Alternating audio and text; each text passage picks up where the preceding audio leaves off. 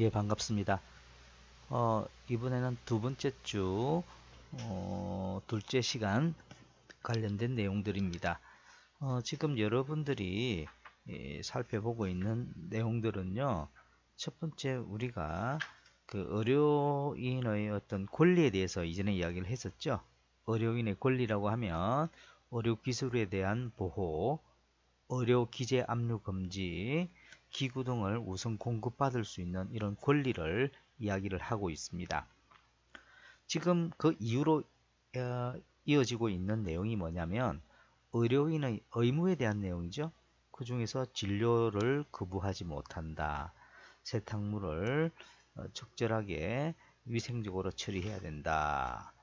그 다음에 진단서 발부에 대한 내용, 제17조에서는 진단서 발부에 대한 내용을 쭉 했었죠. 이번에는 처방전 작성에 대한 그런 부분들도 역시 의료인의 의무에 속한다라고 보시면 되겠습니다. 처방전 내용 한번 보도록 하겠습니다. 뭐 간단하게 가장 보도록 하죠. 의료업에 종사하고 직접 진찰한 의사, 치과의사 또는 한의사가 아니면 처방전을 작성해서 환자에게 교복하거나 발송하지 못한다. 즉 의사, 치과의사, 한의사, 그죠? 이러한 의료인에 의해서 이 처방전이 작성이 된다라는 그런 이야기고, 의사, 치과의사 또는 한의사에게 직접 진찰을 받은 환자가 아니면 누구든지 그 의사, 치과의사 또는 한의사가 작성한 처방전을 수령하지 못한다. 그렇죠? 그런 내용이 되겠고, 그럼에도 불구하고 다음에 해당되는 경우에는 그 환자라든지 의약품에 대한 안정성을 인정하는 경우에는 그죠, 처방전을 교부하고 발송할 수 있다라는 그런 이야기가 되겠습니다. 어떤 경우에 해당되는 환자가 의식이 없는 경우에, 두 번째 환자 그동이 현저하게 곤란해서 장기간 동일한 처방을 받아야 되는 그런 경우, 처방전의 발급 방법 절차 등이 필요한 사항은 보건복지부로 요청한다. 그냥 이런 내용 한번 봐주시기 바라고요. 진단서에는요, 해당 서식에 맞추어서 서명을 해야 된다. 그런 이야기가 들어가 있죠. 이걸 쭉 한번 보도록 하겠습니다. 여기 보시면 이 서식에 대한 내용이 나오는데 그 서식에는요, 이런 내용들이 들어가야 됩니다. 환자 성명, 주민번호, 주소, 병명에 대한 부분, 그죠? 발병 연월일, 진단 연월일, 치료 내용 및 향후 치료에 대한 소견, 그죠? 이런 부분들이 진단서의 기재사항들입니다. 입원, 퇴원, 연월일, 뭐 이런 내용들 좀 봐주시기 바랍니다.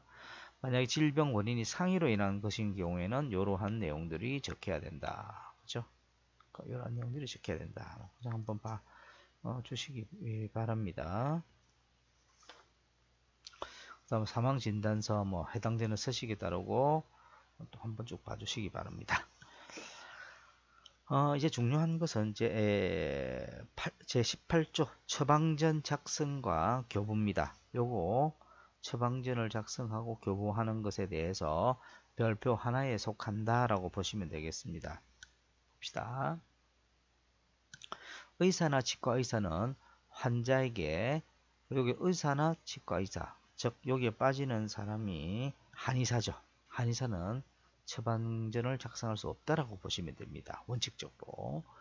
따라서 의사나 치과의사는 환자에게 의약품을 투여할 필요가 있다고 인정이 되면은 자신이 직접 의약품을 조제할 수 있는 경우가 아니면 처방전을 작성해서 환자에게 내주거나 발송하여야 된다라는 이야기겠죠. 이 부분 자신이 직접 의약품을 조제할 수 있는 경우가 아니면 물론 보건복지부령에 따라서 처방전을 작성해서, 그죠? 의사, 치과의사를 이야기하죠. 이 사람들이 처방전을 작성해서 환자에게 내주거나 발송해야 된다. 이거 파란 색깔로 밑줄 그어주시기 바랍니다. 한의사는 왜 안 되죠? 그 의약분업 대상이 아니기 때문에 그렇습니다. 보시기 바랍니다. 그 다음에 처방전 서식이라든지 기재사항, 보존, 그 밖에 필요한 사항은 보건복지부령에 따르고요. 누구든지 이 부분 중요하니까 빨간색으로 밑줄 그어주시기 바랍니다. 누구든지 정당한 사유 없이 전자처방전에 저장된 개인정보를 탐지하거나 누출, 변조 또는 훼손해서는 안 된다. 요새는 개인정보법이 굉장히 강화되어 있죠. 그래서 누구든 상관없이 어떤 사람이든지 어떤 사유 없이 전자처방전에 저장된 개인정보를 탐지하거나 누출, 변조, 훼손해서는 아니 된다. 만약 이럴 경우 굉장히 큰 중징계에 이르게 된다. 5년 이하 징역 또는 5천만 원 이하의 벌금에 해당이 된다라는 겁니다. 그래서 처방전을 발행한 의사, 치과 의사는 보십시다. 처방전에 따라 의약품을 조제하는 약사 또는 한약사가 그죠? 그 문의한 때 즉시 응해야 한다. 이것도 파란 색깔로 밑줄 그어 주시기 바랍니다. 약사법에 따라서 문의한 때는 그 이 해당되는 의약품이 조금 이 의약품이 쓰면 안 되는데 하고 의심 가는 경우가 있겠죠. 역사들이 봤을 때 그럴 때는 그 의사한테 그 문의를 하게 됩니다. 이때 해당되는 의사, 치과 의사는 반드시 응해야 된다라는 그런 내용이 되겠습니다. 다만 또 빠져나갈 곳은 제외 상황은 있습니다. 뭐 어떤 다음에 어떤 사유로 인해서 응할 수 없는 경우, 응급 환자 진료 중이거나 환자 수술 처치할 경우나 또 응할 수 없는 정당한 사유가 있는 경우에는 괜찮다라는 것이 되겠죠. 그리고 의사, 치과 의사 또는 한의사가 약사법에 따라서 자신이 직접 의약품을 조제해서 환자에게 그 약품을 내주는 경우에는 그 약재 용기 또는 포장에 환자의 이름이라든지 용법 및 용량, 그 밖에 보건복지부령에 따라 정하는 사항을 적어야 한다. 이것도 한번 파란 색깔로 밑줄 그어주시기 바랍니다. 그래서 본인이 직접 조제해서 환자에게 그 의약품을 내주는 그런 경우죠. 그런 경우에는 그 환자 이름도 적고요.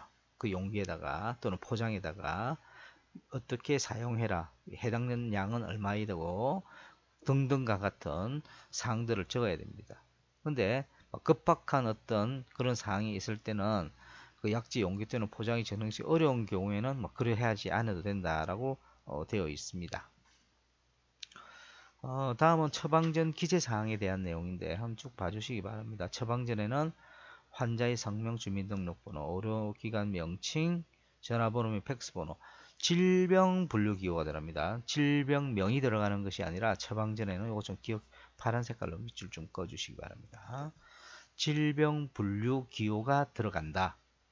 그죠? 질병명이 들어가는 것이 아니다. 그거 한번 꼭 기억해 주시기 바랍니다. 이렇게 여러 가지 어떤 사항들이 기재가 돼야 된다라는 것이 되겠고, 그 다음에 그 수급자가 의료급여 비용 전부 또는 일부를 부담하는 그런 행위, 약재 및 치료 재료에 대해서 보건복지부 장관이 고시하는 그 본인 부담 구분 기호 이런 것들도 같이 적어야 되겠죠. 그 다음에 보시면 자, 이 부분 파란 색깔로 밑줄 그어 주시기 바랍니다. 의사나 치과 의사는 환자에게 처방전 두부를 발급하여야 한다. 두부를 발급합니다. 처방전은 두부죠. 하지만 환자가 그 처방전을 추가로 발급해 줄 것을 요구하는 그런 경우에 있어서는 환자가 원하는 약국으로 팩스, 컴퓨터 통신 등을 이용해서 송부할 수가 있다. 그죠? 그 부분이 있고. 그 다음 세 번째, 의사나, 이것도 파란 색깔로 밑줄 그어주시기 바랍니다. 의사나 치과 의사는 환자를 치료하기 위해 필요하다고 인정되면은 다음 내원일에 사용할 의약품에 대해서 미리 처방전을 발급할 수가 있다. 이렇게 보시면 됩니다. 그 다음에 의사나 치과 의사 자신이 직접 조제할 수 있음에도 불구하고 처방전을 발행하여 환자에게 발급하는 경우에 역시 23조 사항에 대한 부분들도 준용한다라고 이렇게 되어 있습니다. 보시기 바랍니다. 그래서 약재 용기 등의 기재사항들 나와 있죠. 구분에 관한 사항, 조제자 매너 종류 및 성명, 조제전월일, 조제자가 근무하는 의료기관 명칭, 소재지 이런 것들이 되겠죠. 그 다음에 이제 다섯 번째로 우리가 의약품 정보도 확인하는 것이 역시 의료인의 의무다라는 것입니다. 보도록 하겠습니다.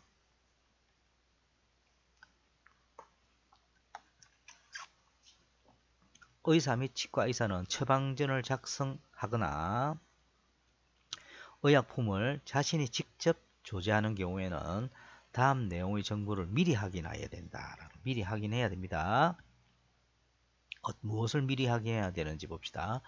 환자에게 처방 또는 투여되고 있는 의약품과 동일한 성분의 의약품인지, 그죠? 우리가 직접 그 처방되고 있는 의약품과 동일한 성분의 의약품인지에 대한 부분에 대해서 자신이 그 해당되는 조제가 되어지는 그런 부분 정확하게 의약품에 대한 정보를 확인해야 되고, 식품의약품 안전처장이 병용 금기, 그러니까 같이 이렇게 약을 혼용해서 먹어서는 안 되는 약들이 있죠.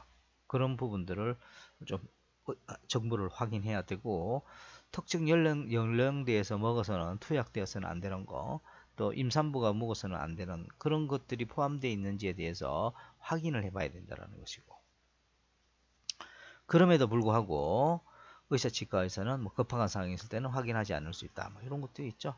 이거 좀 살펴봐 주시기를 바랍니다. 그래서 의약품 정보 확인에 대한 시행 규칙에 대해서는 뭐 이런 것들이 있다. 한번 봐주시기 바랍니다. 요거는 쭉 한번 여러분들이 읽어봐 주시기를 부탁드립니다. 예, 한번 이 부분 한번 천천히 여러분들이 읽어보시기를 바랍니다. 조금 시간을 드릴 테니까 이 부분 빠르게 한번 읽어봐 주시기를 바랍니다.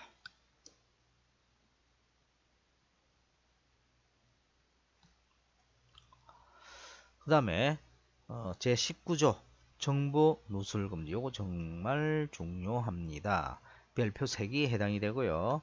요거 17년도에도 국시가 나오고 계속적으로 지금 이게 국시에 출제가 되고 있습니다. 아마 올해도 나오리라고 봅니다. 저는 올해 뭐 여러가지 사건들로 인해서 개인정보가 많이 누출되고 하는 그런 사건들이 많이 발생을 하고 있죠.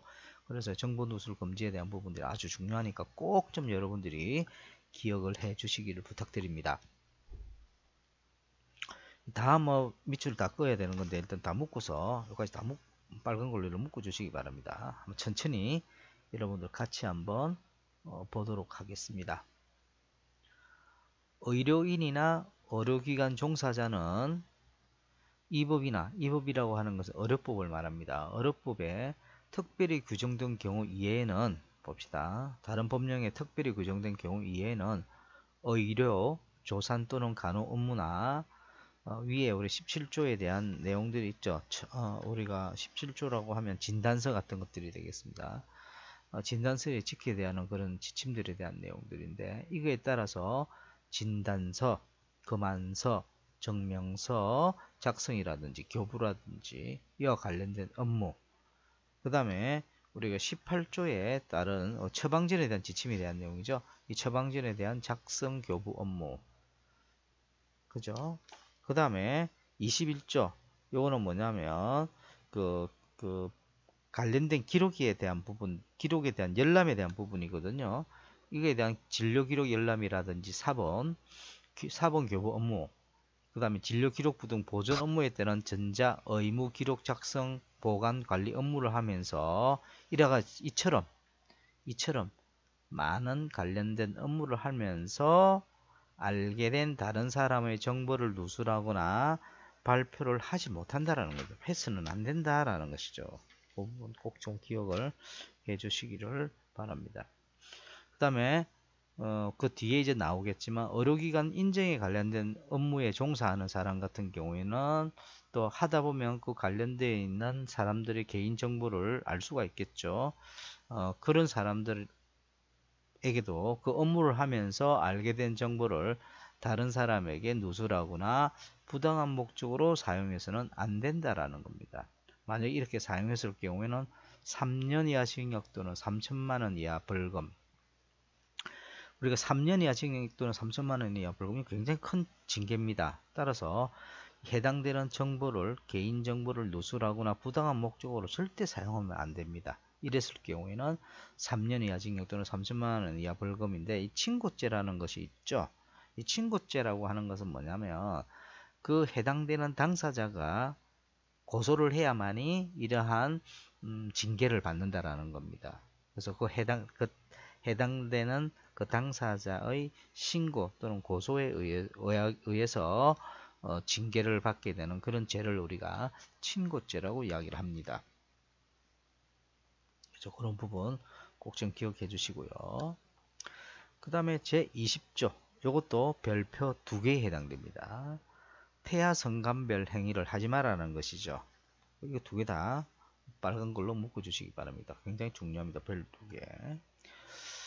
의료인은 태아 성간별을 하기 위한 목적으로 인부를 진찰하거나 검사하여서는 안 된다라는 겁니다.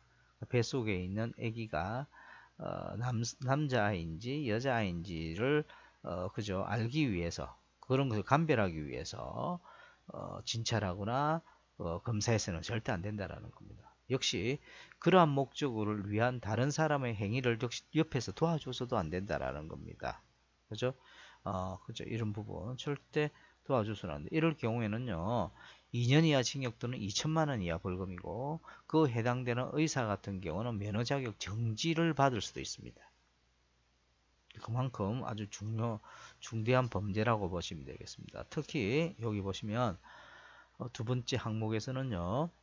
의료인은 임신 32주 이전에 태어난 그 아이, 그 인부를 진찰하거나 그 아이에 대한 부분을 진찰하거나 검사하면서 알게 된 태아의 성을 인부라든지 임산부, 인부의 가족, 그 밖에 다른 사람에 알게 해서는 안 된다. 즉, 임신 32주 전에는 절대 가르쳐줘서는 안 된다라는 거죠.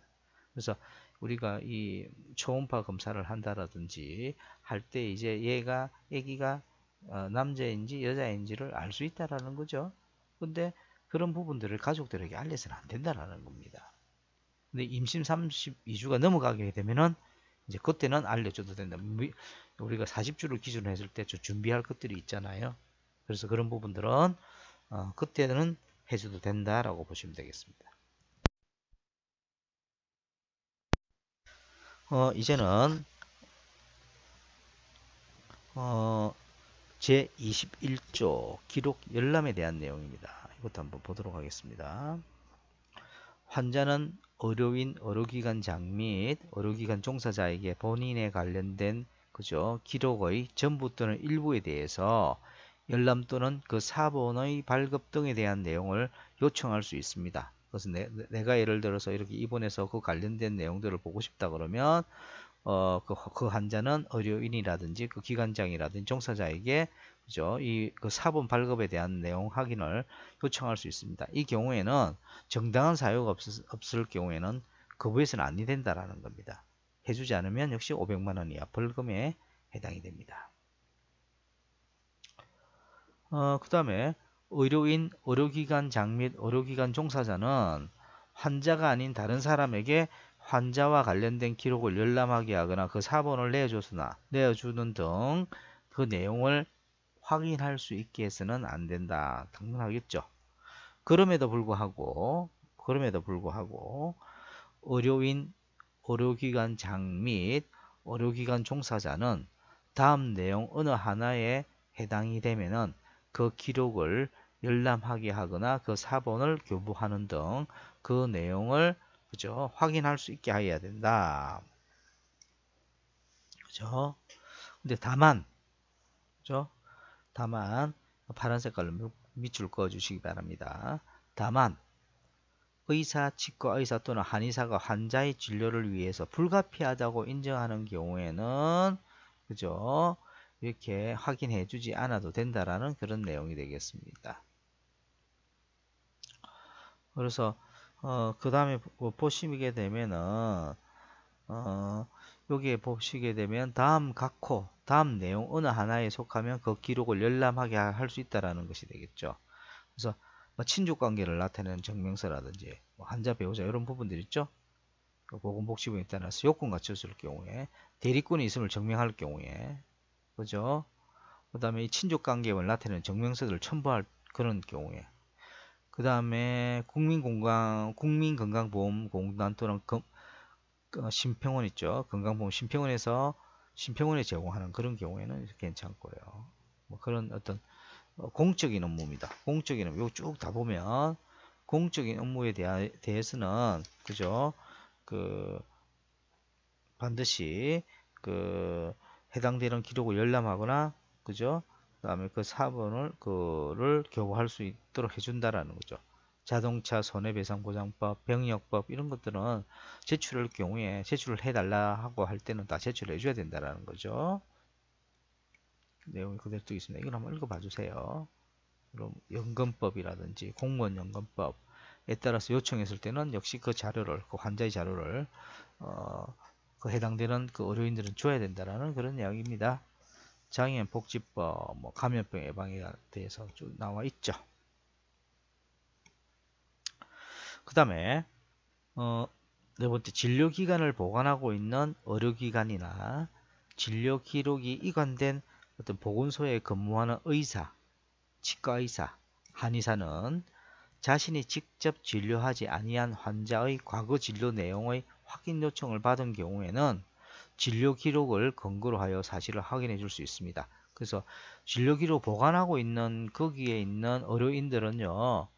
만약에 그 진료 확인에 대한 요청을 할 경우에 확인을 해줄 수 있다라는 그런 내용이 되겠습니다.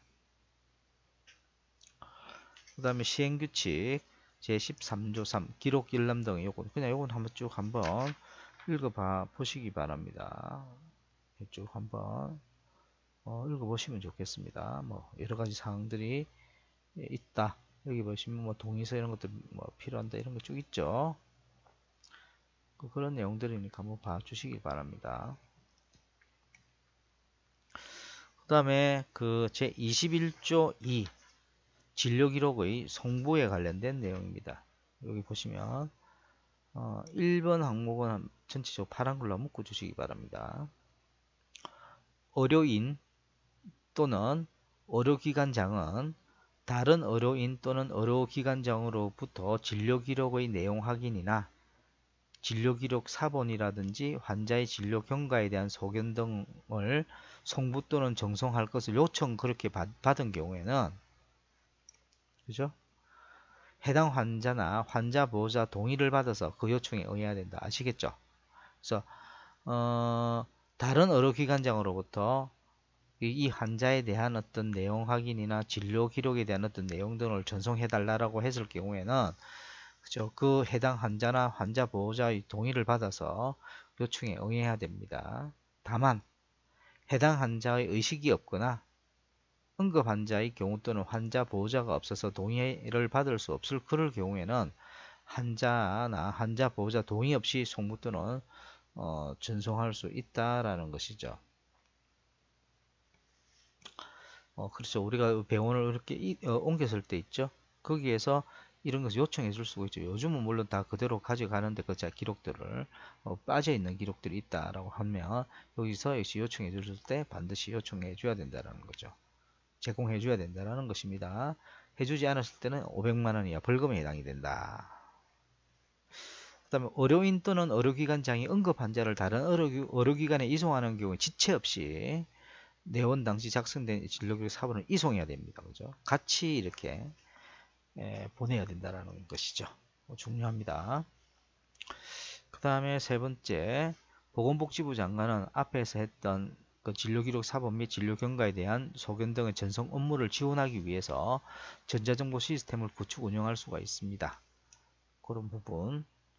그리고 보건복지부 장관은 진료기록 전송 시스템의 구축 운영을 대통령령으로 정하는 바에 따라서 전문기관을 위탁할 수가 있는데 그 비용 전부터는 일부를 지원해 줄 수 있다. 그냥 읽어봐 주시기 바랍니다. 이 부분은 업무를 위탁받은 전문기관은 다음 내용을 준수해야 된다.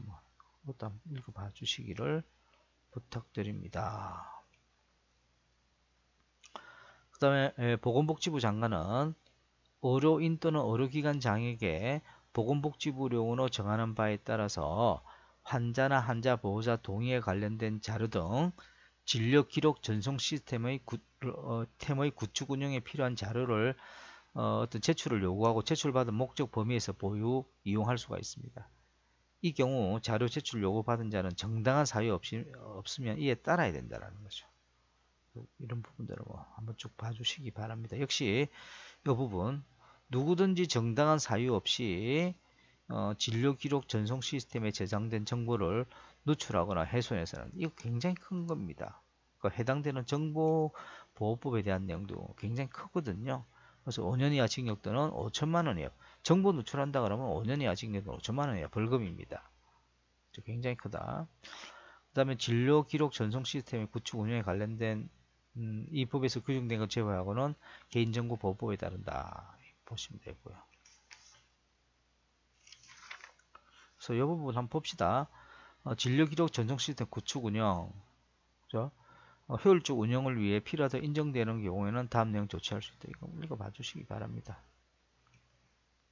쭉 한번 읽어봐 주시고 시행령 제10조의 3 역시 구축 운영 진료 기록 전송 시스템의 구축 운영에 관련된 업무를 다음 내용의 어떤 전문기관이 위탁할 수가 있습니다.